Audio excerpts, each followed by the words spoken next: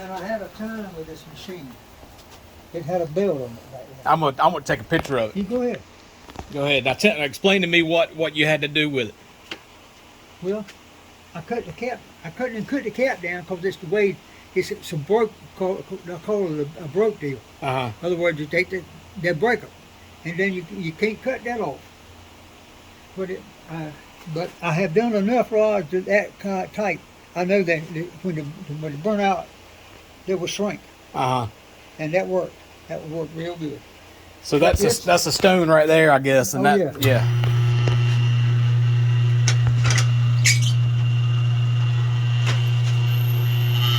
Mm-hmm. And there's the cooler.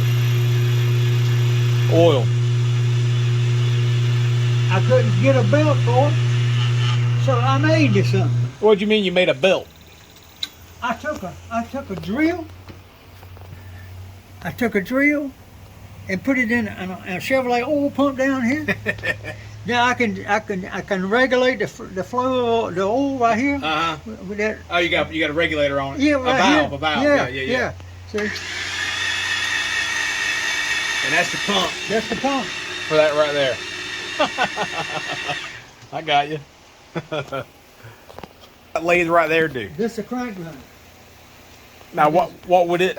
What do you explain it for me? Well, I just ground his main bearings on this machine here, and then I go up here and I ground the rods on it. So you did the mains on this one and the rods on the other one. I can do both on this one. All I got to do is if the stroke is 3 inches, I run it up to 3 inches and center it, and makes it work. Now this ain't the one that you had put the power steering pump on to maneuver. That one up here. Yeah. That's the one I put power steering pump. I got you. All this one is pretty much the same, but that is a freaking machine right there. That's crazy looking. How did you end up with all this stuff anyway? Just acquired over time, or did you buy out a machine shop, or what?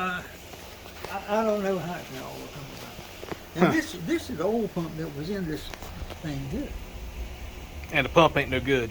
Well, it didn't work. It wasn't like I wanted it to work. So I said, well, I take that Chevrolet oil pump, and I'll make it work. Yeah. And I took it apart and put a bushing in one end of it.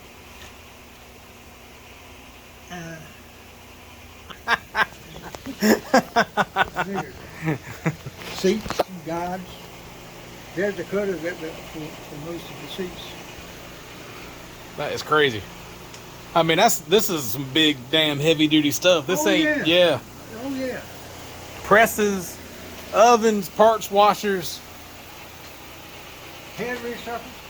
Oh yeah, that's right. You got a head resurfacer over here. Yeah. And it's got one little bit right here, and that little bit ain't big as about as the size of my little finger. Yeah. Now here, this is a hone here that I made, put together.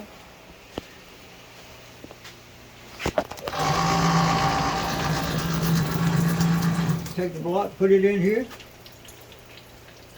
and it's a Chevrolet oil pump in it. And you got you a honing bit right there on it or whatever. Yeah.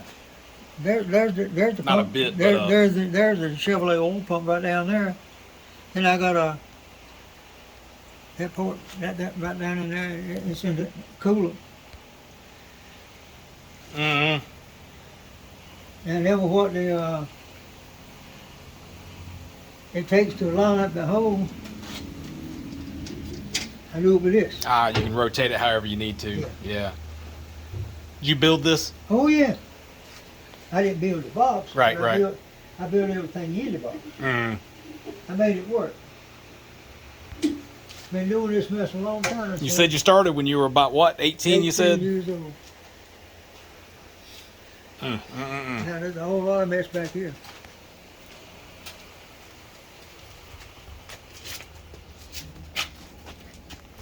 That's a flywheel machine for resurfacing flywheel. I gotcha. And I used to TIG wheel some with that machine. Yeah.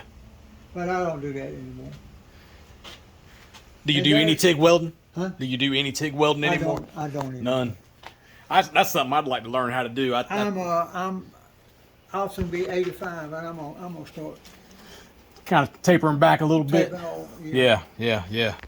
There's an old lathe, and man, they were making stuff on it and wore it out. And I said, well, I'll get it out of your way if you want me to. So I use it all the time about cut the flange off of a crankshaft or something like that. Mhm. I got one back here. I got to weld up the flange and cut it off. And I'll knock it off with here. Then I'll weld it, and I'll put it back in the crank grinder. What is that? Put it in here on the turntable. Oh, that's your parts washer. That's one of them. Mm. Some of this mess I don't much use it whole lot Right, anymore. right. And at one time there was 3 of us back here. I had 2 sons. Did they learn it? No, one of them, he's dead and gone now. Ah, gotcha. You got it all. God, you got it all. What do you use the most, you think? What I use the most Yeah, in here, yeah. What are you constantly at, no matter, like, all the time? the crankshaft. Anybody around here can do crankshaft with me.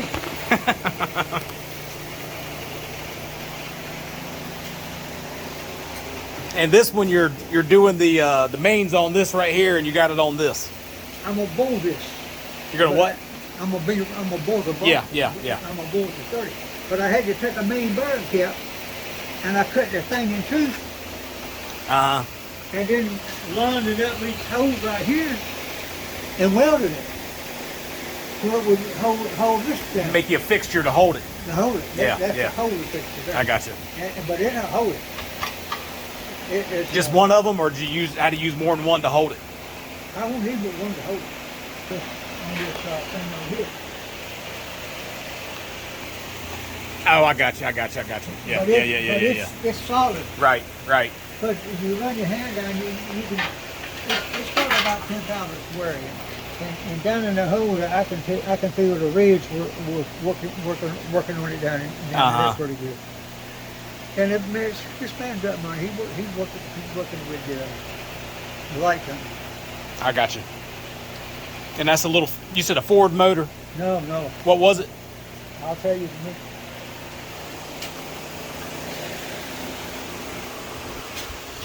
Here's the pistons out of here. Hey, you brought you the pistons too.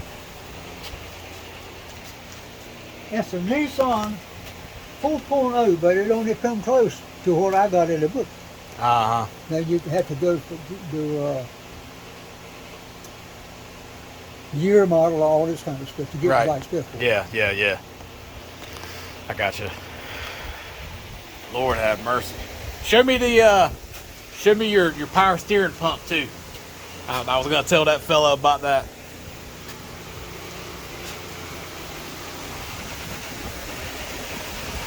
Power steering pump's right over there.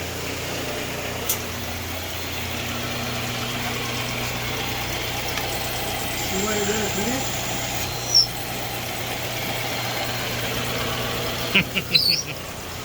That's slick.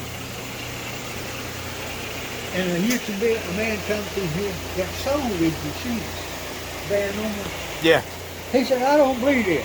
I said, you may not believe it, but you want to see how it works? Oh yeah. That's exactly right. Yeah, I grind this, I just finished, the guy that just left a while ago, I ground his rods in this one. See here. And he told me it was a 454 and it was 396. Quite a bit of difference in the stroke. Right. 454 is a 4-inch stroke. And this here was 3 inches 760 or something like that. I got you. Gotcha. And I guess both of them are offset like that, ain't it? Yeah, they sure are. Well, that'll be real cool too. Just like this one. Gotcha. Yeah, that's a little way fancier than my wood lathe. Oh yeah.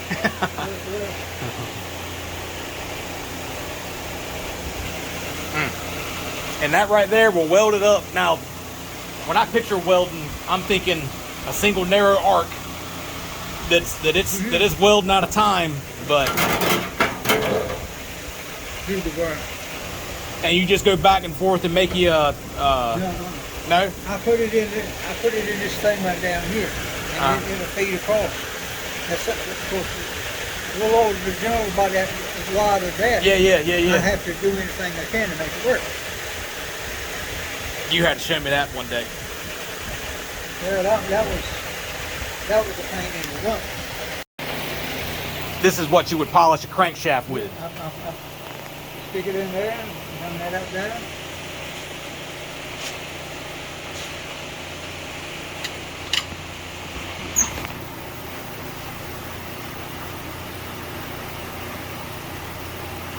But daggone, I wish you had one on there now. It ain't been long, took it out.